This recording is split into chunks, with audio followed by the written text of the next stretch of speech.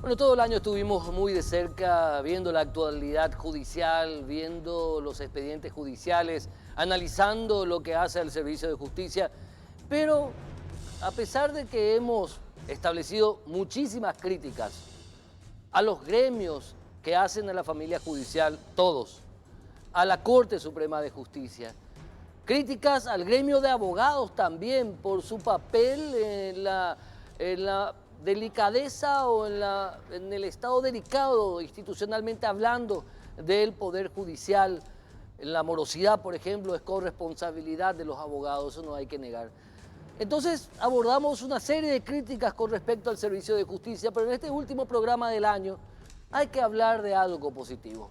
Una decisión de la Corte Suprema de Justicia que deja un precedente muy bueno, porque habla del precedente de la necesidad de la justicia antes que cualquier cosa, del servicio de justicia antes que cualquier cosa. Es así que la Corte Suprema de Justicia estableció que juicios que están por fenecer, por extinguirse en este semestre próximo que entra con la llegada del año nuevo, sean ya llevados en enero a juicio para que no se dé esta extinción.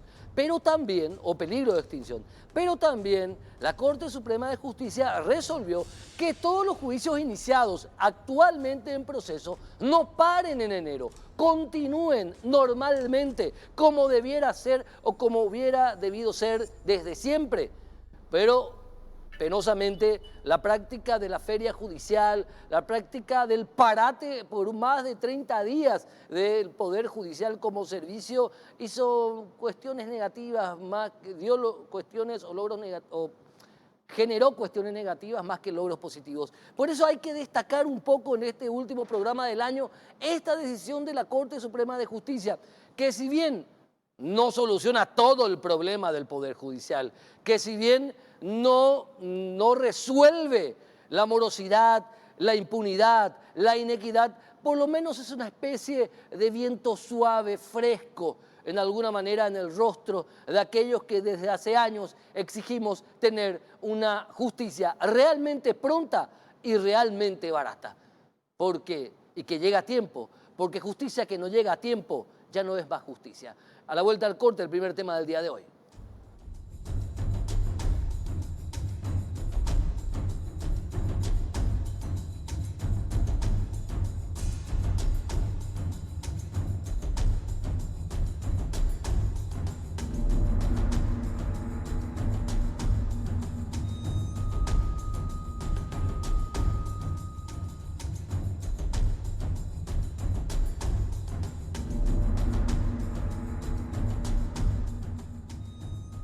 Iniciamos este último programa del año con el ministro anticorrupción, el doctor René Fernández, con quien vamos a evaluar cómo estuvo el año con respecto a la lucha contra la corrupción estatal o de cualquier tipo, porque la corrupción se baila de a dos. No solamente hay funcionarios públicos corruptos, hay particulares que corrompen. Doctor René Fernández, gracias por estar con nosotros en este último programa del año y feliz Navidad, por cierto.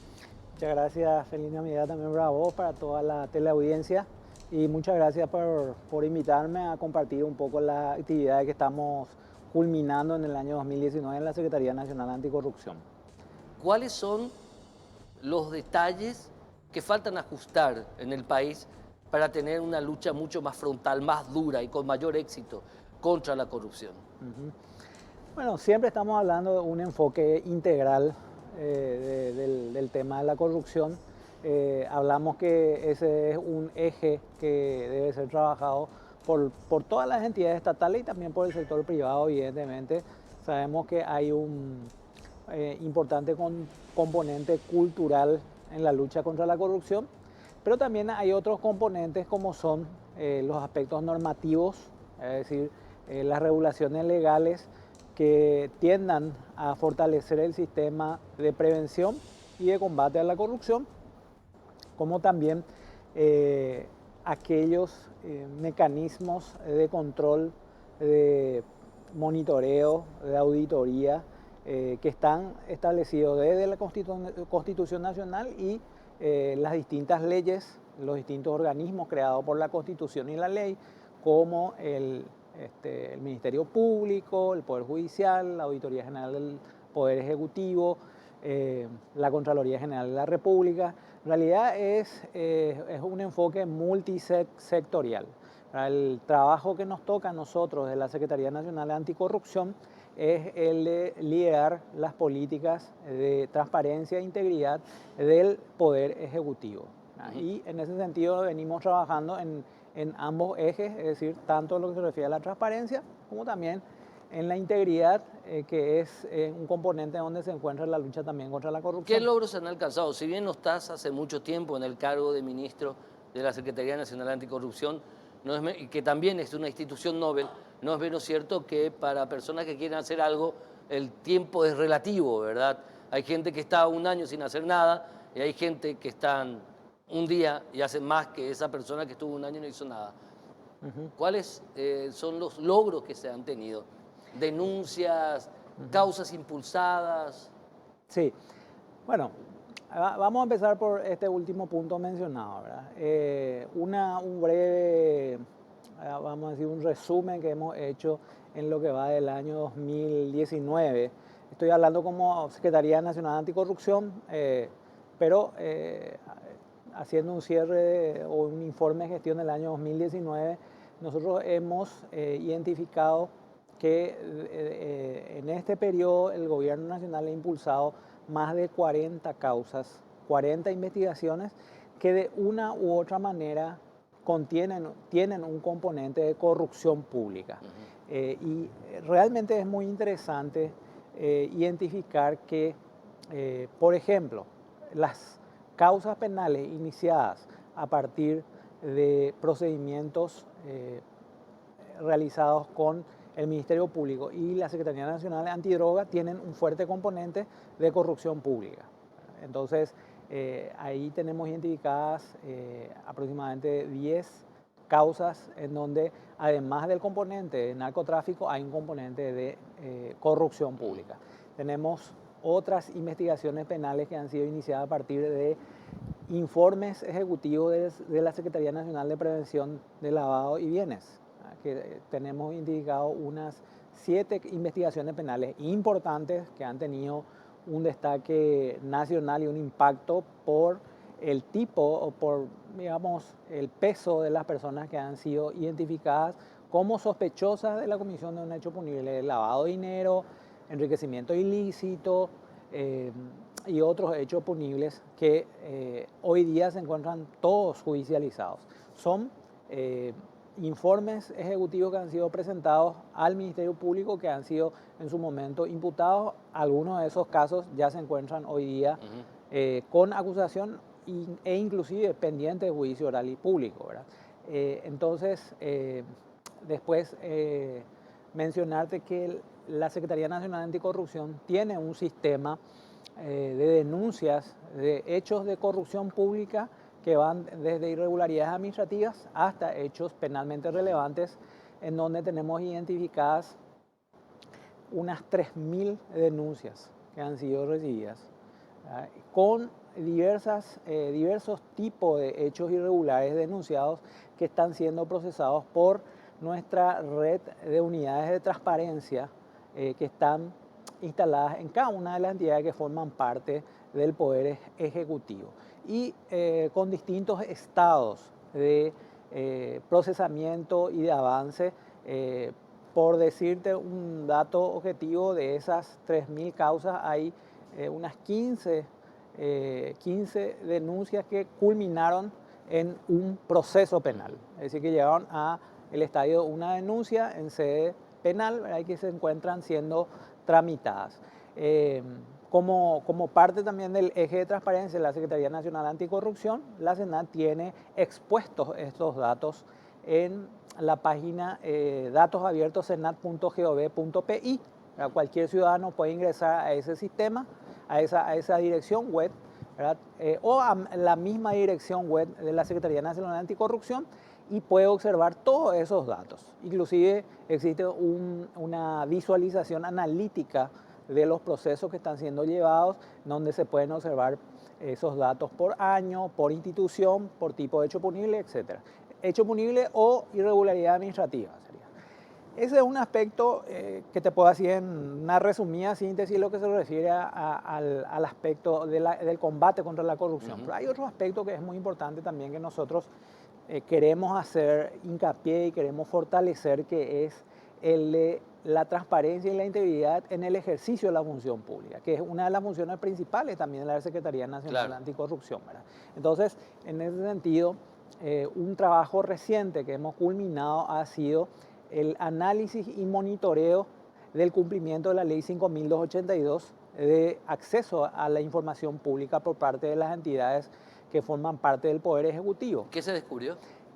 Y se descubrió que hay mucho por mejorar.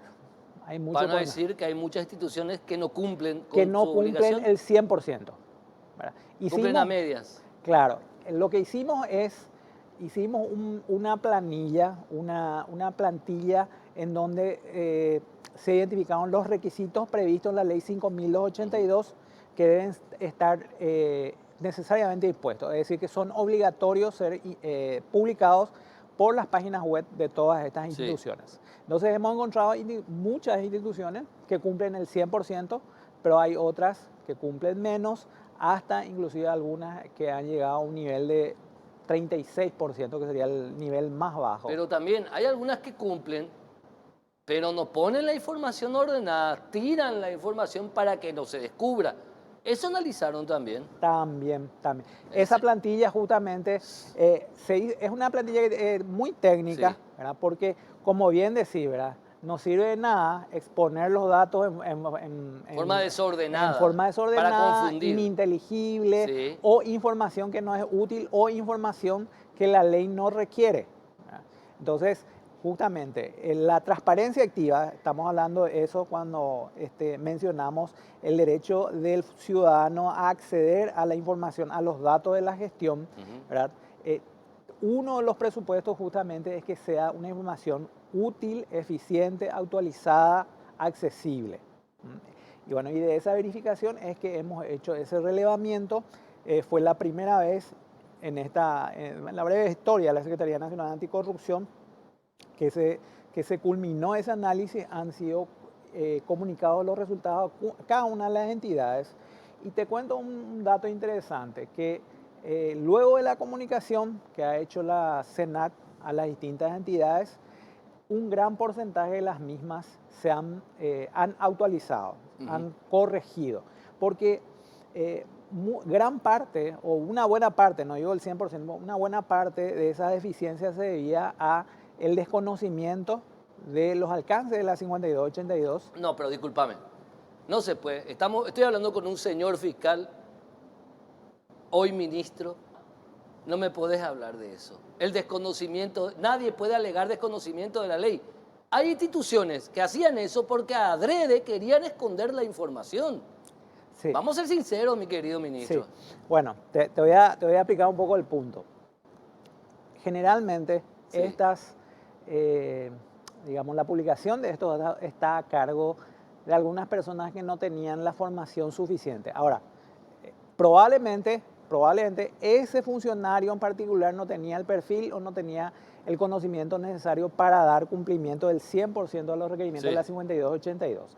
Ahora, la responsabilidad de la máxima autoridad administrativa, claro, es la de dotarle esa formación o la de designar un supervisor o una persona encargada que dé cumplimiento al 100%. Contame, ¿se puede decir cuáles eran las instituciones que incumplían? Por ejemplo, sí, si tenés la lista, la puedo leer yo incluso. Si querés la leo yo. Sí, sería interesante saber. Porque no pueden alegar. El funcionario público está obligado, o sea, todos estamos obligados. No podemos alegarle el conocimiento de la ley, señor ministro. Sí. A ver, incumplían porque quieren esconder la información. Bueno, justamente ese es uno de los objetivos que tiene esta administración, el de fortalecer estos mecanismos, claro, de transparencia. Es decir, te voy a dar un dato que tengo, vamos a decir,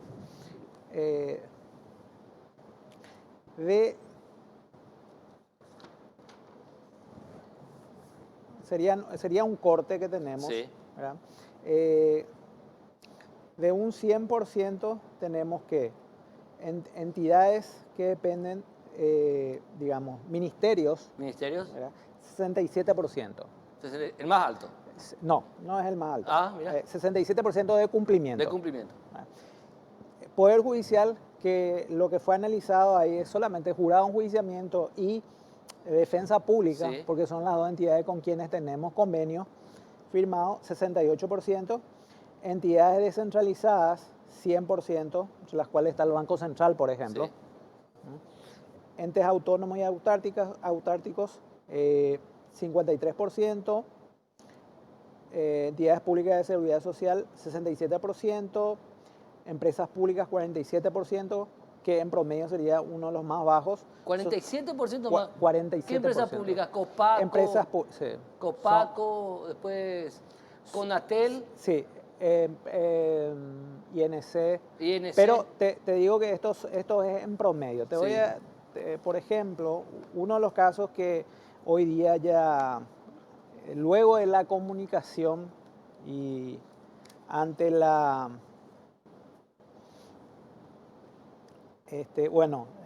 orientación ya dada a partir de este primer monitoreo ha sido levantado en un 100%. Sí. Es, por ejemplo, uno de los más bajos sería la Policía Nacional. ¿Cuánto? Tenía un porcentaje muy bajo, serían 34%. 34%. De ¿En qué cumplimiento. incumple, por ejemplo, la Policía Nacional? ¿En Bueno, qué incumplió? no tengo los informes, porque son informes técnicos muy detallados. ¿Podemos por acceder institución. después? Sí, se puede. ¿Se puede? Digamos, un paneo general que te puedo mencionar es que los informes de auditoría es uno de los requerimientos de la ley 5282. Hay mucho incumplimiento en general. O sea, nosotros identificamos algunos puntos que tienen muchos incumplimientos. ¿Cuál es el problema de las publicaciones de los informes de auditoría? Que las publicaciones son muy antiguas, de 2 o 3 años anteriores, y la ley requiere que sean actuales. O sea, por ejemplo, en el 2019 al menos deberían ser publicadas las del 2018. Por lo menos. Al menos, sí, para que pueda ser considerada O actualizada. sea, hacen caso omiso de la ley. La Policía Nacional incumplió en un 34%, o sea, solamente cumplió en un 34% con esta ley. Un cumplimiento bajo que después de este informe mejoraron bastante. Nosotros tenemos la proyección de que a finales de enero estaríamos ya teniendo un segundo monitoreo, el resultado de un segundo monitoreo. Ya hemos constatado que en varias instituciones se ha levantado hasta el 100%. Pero ustedes analizan la calidad de la información alzada y el orden de la información, porque vos puedes alzar todo, pero sí o sí te podés hacer el vivo y esconder lo que querés esconder. Así ¿Eso mismo. descubrieron esa práctica? Así mismo. Justamente por eso fue un monitoreo muy técnico. Sí. ¿Verdad? No es solamente publicar la información, No. Es qué información publicar, en qué formato, ¿verdad? Correspondiente a qué periodo, y también el orden en que es presentado, porque la ley en ese sentido es muy específica, es decir, tiene un cuerpo lógico de la forma de presentar la información. Entonces, el trabajo consiste justamente en adecuar esa información que debe estar disponible al público en base a los requerimientos legales. Y como te digo, es una herramienta de transparencia muy importante. Recordar que esta ley está vigente desde el año 2014 hace 5 años y hay un nivel de incumplimiento terrible. En promedio nosotros hablamos de aproximadamente 67 a 70% si hacemos en total. Después está el puntual, digamos, los cumplimientos puntuales están los más altos, los 100%, y los más bajos, 34%, que es la Policía Nacional. Finalmente, ¿qué hacer para que los administradores de turno se den cuenta de que con lo que están administrando no es de ellos ni del gobierno de turno, es del Estado, que es perenne y que atraviesa o que es atravesado el Estado por todos los gobiernos sucesivos? Así como por ejemplo la 51 89, ¿verdad?, que tiene que ver con la publicación de nóminas, es monitoreado por la Secretaría de la Función Pública. La 5282, en la transparencia activa, es monitoreado por la Senat, ¿verdad? Bueno, un primer paso ya ha sido la identificación y la comunicación de los resultados a las máximas autoridades institucionales. A partir de ese primer análisis, el segundo monitoreo nos tiene que dar el resultado de las mejoras obtenidas a partir de este diagnóstico elaborado por la Senat, ¿verdad? Y del resultado, si no existen mejoras, bueno, existen distintos tipos de mecanismos administrativos para que eso se dé, ¿verdad? Hay que recordar que nosotros hacemos este trabajo con entidades que dependen del Poder Ejecutivo, ¿verdad? Y siendo dependientes directamente de la Presidencia de la República, bueno, ahí se van a poder tomar las decisiones administrativas que correspondan, ¿verdad? Pero nosotros tenemos ya una proyección de un notorio o un notable mejoramiento de ese nivel de cumplimiento a partir de este primer monitoreo que hizo la Senat. Por ejemplo, ¿qué descubriste? ¿Dejaban de informar o informaban de manera confusa? ¿Esa era una práctica común también o es una práctica común?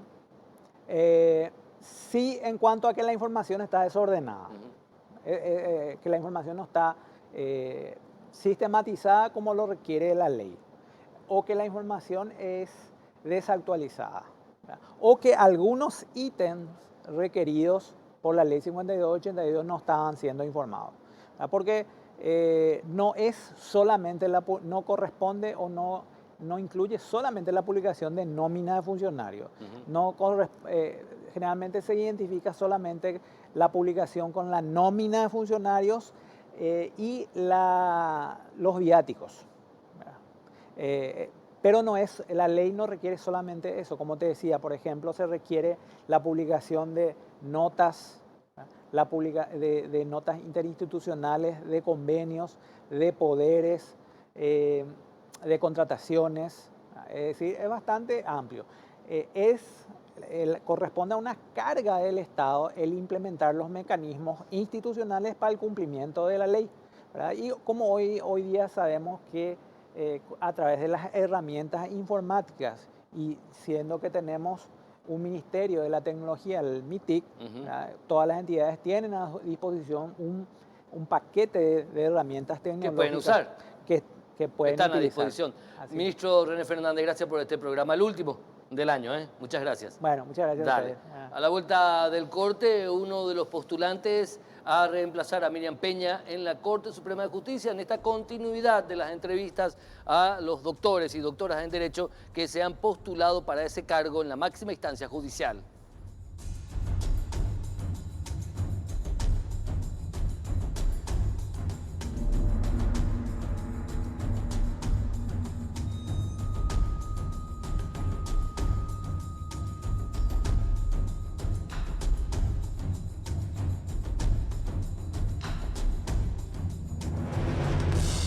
Crítica al Poder Judicial. O sea, si bien se ha hecho esfuerzos con los nuevos miembros de la Corte, todavía no llegamos a la perfección para decir que tenemos una justicia que esté amparando a los ciudadanos paraguayos, ¿verdad? Nosotros siempre pregonamos de que el Poder Judicial tiene que ser un poder que limite a los poderes, ¿verdad? Que controle a los poderes. No solamente el poder político, sino el poder económico y poderes fácticos que existen realmente. O sea, una de las funciones que le da la Constitución al Poder Judicial es el custodio de la Constitución. Claro. No solamente resolver conflictos, sino también la de custodiar la vigencia de la Constitución Nacional. Y eso se hace con jueces que sean valientes, ¿verdad? Con jueces que tengan trayectoria y conozcan el sistema de justicia. Pero no con eso vamos a decir que estamos bien dentro del Poder Judicial. Nosotros tenemos nuestras críticas también internamente al funcionamiento del Poder Judicial. No todo lo que estamos adentro estamos contentos. Claro. Y tratamos de mejorar. Perfecto, pero ¿cómo se mejora desde adentro?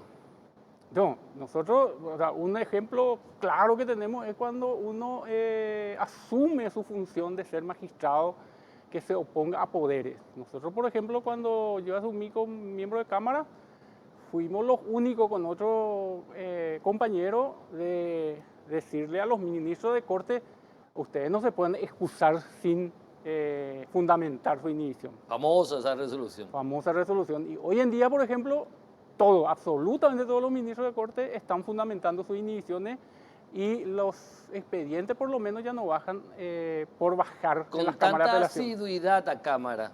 Con Ni a tanta otro asiduidad, jugador inferior incluso. O sea, esos son señales que uno da estando adentro, de que se puede luchar también estando adentro, oponiéndose a las arbitrariedades, porque esta es una arbitrariedad, porque el ministro de Corte, no por ser ministro de Corte, tiene la potestad de inhibirse sin mencionar o fundamentar. O de actuar arbitrariamente. O de actuar arbitrariamente. Otro de los que nosotros pregonamos siempre, y creo que es lo que queda como materia pendiente, es que se fundamente las resoluciones, se fundamenten las decisiones de los ministros de Corte. No basta con que se pueda exponer a la opinión pública en las reuniones, sino hay que mencionar los fundamentos de las decisiones que uno toma, porque ese es uno de los principios republicanos, ¿verdad? Que los funcionarios públicos fundamenten las decisiones que toman. Bueno, en lo personal e institucional también. ¿Quién es el doctor Gustavo Santander?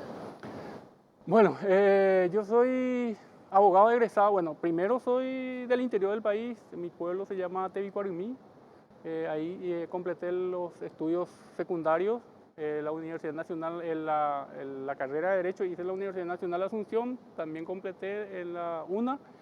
Y también el doctorado lo hice en la Universidad Nacional de Asunción, ¿verdad? ¿Cuál es el título de tu doctorado? Inmunidades procesales. Inmunidades procesales. Son las diversas inmunidades que tienen los funcionarios de alto nivel que le protegen de cualquier querella o imputaciones que puedan perturbar el ejercicio de su cargo. Pero es para eso, no para cometer delitos, ¿verdad? Ahora, con relación a quién es Gustavo Santander, mencionaste que soy del interior, es una especie de reafirmación. ¿Crees que la Corte está teniendo una visión ya no tan asuncena? Porque la Corte Suprema de Justicia estuvo integrada formalmente, no sé si era una visión política, hasta si se quiere medio mal por parte de designación de integrantes de la Corte hasta ese punto de vista. ¿Crees así? No, yo creo que no. O sea,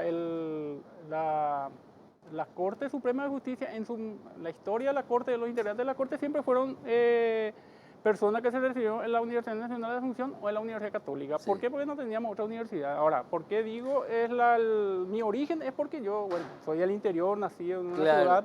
Te puse en un aprieto, ese es mi papel, ponerte en un aprieto. No, Ahora, ¿por qué va a ser un aprieto? ¿Quién más es Gustavo Santander? Bueno, en segundo lugar, bueno, yo ingresé al Poder Judicial en el año 1994 como juez de paz en la ciudad de Areguá. Sí. Estuve 8 años. Luego, en el 2002, fui ascendido, o sea, es el término, o nombrado, designado como juez de penal de sentencia de la capital hasta el año 2015. Tengo inamovilidad en el cargo desde el año 2007 y luego en el 2016 fui designado como miembro del Tribunal de Apelación Primera Sala de la capital. Una proficua tarea.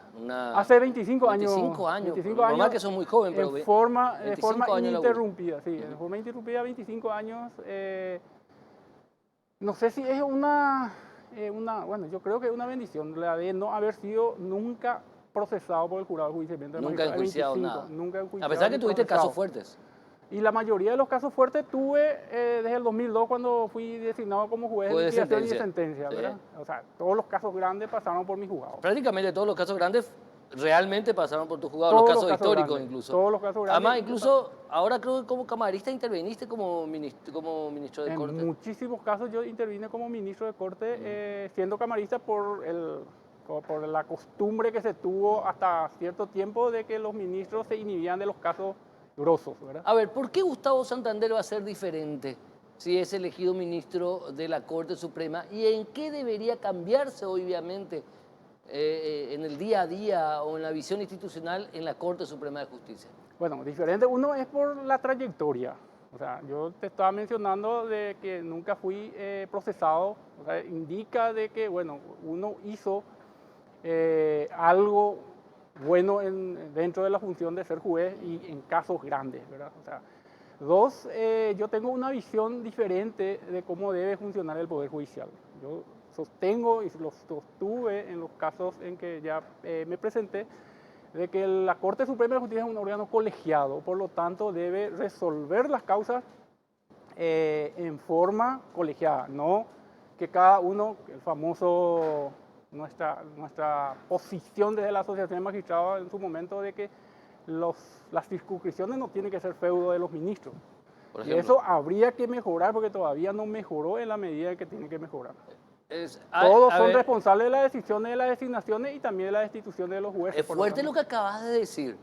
Para vos, hay ministros de la Corte que manejan sus respectivas circunscripciones como feudos, así que si querés solucionar algo en el Alto Paraná, tenés que hablar con fulano de tal en la Corte. Mirá, si querés solucionar algo en Itapúa, tenés que ir a solucionar algo con fulana. ¿Es así como se maneja en la Corte? Nosotros sostuvimos eso siempre en la Asociación de Magistrados desde el año 2011, sí, en que la Corte se manejaba como un feudo político. ¿Por qué?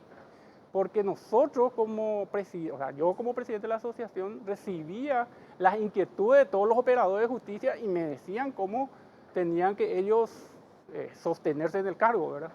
En una circunscripción el delegado o el superintendente es la que proponía su nombre para su confirmación, por lo tanto le debía el cargo. Eso significa también de que tenía también ciertas influencias políticas de locales. Claro, pues si recibí la llamada de ese que te confirmó en el cargo, si te pide un favor, entre comillas, vas a tener que cumplir. Claro, y cuando ese o esa es integrante de la Corte Suprema de Justicia, la cuestión viene pesada. Claro, o sea, ¿a quién le debe al final el cargo? Le debe al superintendente que te tiene que confirmar. No, deberías deberle a tu carrera misma. No, tenía que deberte a tu capacidad. A tu capacidad y a tu servicio de justicia, no a una persona en particular. Por lo tanto, en la decisión de que se toma en órgano colegiado debe ser una discusión amplia de a quién se le designa y a quién se le confirma los cargos. Y no que dependa de una sola persona. ¿Qué debería cambiar finalmente, doctor Gustavo Santander? Te agradecemos mucho tu visita en este último programa del año. ¿Qué debería cambiar entonces en la administración de justicia? Debería, bueno, ya cambiaron varios nombres, varios hombres que realmente están tratando de hacer y cambiar esa situación que nosotros denunciamos en su momento. Creo que esos cambios van a ir progresivamente sucediéndose, ¿verdad? En la medida en que también los otros cumplan la edad correspondiente, y asegurar al operador de justicia la posibilidad de que cuando sea confirmado se discute realmente con elementos objetivos su confirmación. Hoy en día nosotros no vemos que se esté discutiendo con elementos objetivos la confirmación o no de magistrados, fiscales o defensores públicos. Ese es algo que yo conozco que sucede, ¿verdad?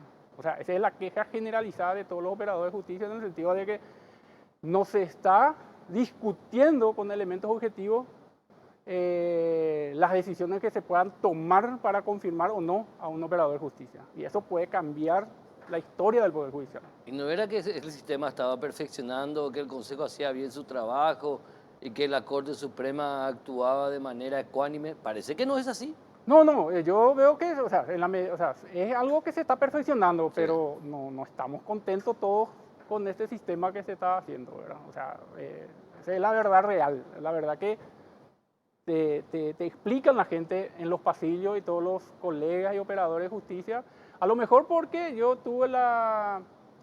fui presidente de la Asociación de Magistrados y también recibo estas quejas porque la gente me ve a mí que yo fui uno de los cuestionadores de la Corte. Hoy día, el operador de justicia, un señor camarista como vos, con 25 años de trayectoria, hoy doctor en Derecho, postulante a la Corte Suprema de Justicia, cuando va a firmar un escrito judicial, ¿se siente seguro? Cuando va a firmar una sentencia, un acto interlocutorio, una resolución, ¿se siente seguro? Yo personalmente sí, o sea, siempre estuve seguro de mis decisiones. No, yo no me refiero a eso. Yo me refiero a los consejos. A ver, yo sé que un señor como vos, hace tantos años, si resuelve algo es porque está seguro de algo. Claro. Pero yo te hablo de las consecuencias. Se piensa mucho al firmar sentencias, autos interlocutorios, resoluciones. Se piensa mucho en la tapa del diario del día siguiente, en el titular de la radio, en el titular de la televisión, en lo que se dice en las redes sociales. ¿Ustedes realmente se sienten seguros en sus cargos? A eso me refiero. No, yo creo que el juez tiene que ser, o sea, tiene que tratar de prescindir de esas opiniones que pueda suceder o pueda ser la consecuencia de sus resoluciones. O sea, si no, no vas a hacer justicia. Y uno tiene que aferrarse a sus convicciones ciudadanas en primer lugar de que tiene que hacer justicia. O si no, no sirve. O sea, tiene que ir a su casa. Doctor Gustavo Santander, un real placer contar contigo en el último programa del año y que este 2020 sea exitoso y que tu postulación también sea de alguna manera exitosa. ¿Te parece? Gracias, Héctor. Un abrazo, querido. Bueno, oportunamente nos volvemos a ver. Dale. Doctor Gustavo Santander, postulante a reemplazar a la doctora Miriam Peña ante la Corte o en la Corte Suprema de Justicia. A la vuelta del corte, el análisis con respecto al final del año judicial con dos exponentes de la dirigencia gremial de la familia judicial.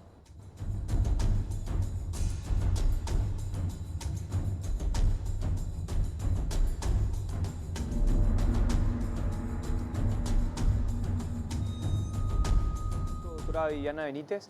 Y antes que responder esa situación, debemos mencionar también, Héctor, que estamos pasando un año bastante creo yo, con dificultades no solamente en el ámbito político y económico, y eso también de alguna manera permeó o golpeó en el ámbito judicial. En la defensa pública, como bien mencionaste, estamos en una etapa ya de llamémosle de la transición de alguna manera, porque es la primera vez que se designa, luego de la primera designación, que fue la de Noime Llore, con la de la doctora Lorena Segovia. Y en ese sentido, creo que de alguna manera, en cuanto al mensaje a la sociedad y a la comunidad judicial, se ha trabajado muy bien en el ámbito de la política comunicacional. Ha habido una importante, llamémosle, designaciones de personas especialistas en el ámbito judicial y de prensa. Y creo que en ese sentido ha habido un importante avance porque hoy el trabajo de mis colegas defensores públicos se conoce fehacientemente y sobre todo los números que se han hecho cantar y sistematizado coherentemente. Creo que desde el punto de vista ha sido más visibilizada positivamente ante la comunidad. Por supuesto, hay puntos que desde la asociación y la decisión que pueda seguir tomando la defensora general, vamos a seguir dialogando y conversando, pero en ese punto creo que de alguna manera lo que nos deja este año es el enorme trabajo que se hizo en el ámbito también, y esto es importante mencionar, del jurado de enjuiciamiento, que como bien sabes, Héctor, ya nosotros integramos como parte de quienes son enjuiciables ante este órgano extrapoder. Y en ese sentido hubo un trabajo mancomunado y muy bien coordinado entre la Defensoría General y los intereses que tenía la asociación y nuestro gremio en general. Así que si mencionamos entonces los puntos que podríamos resaltar, sería el tema del jurado y las causales de los defensores, que se ha entendido correctamente nuestro rol, y por otro lado la política comunicacional. Perfecto. Doctora Viviana Benítez, ¿qué hacer para mejorar? Ustedes dicen hay puntos que hay que mejorar en la Administración de Justicia.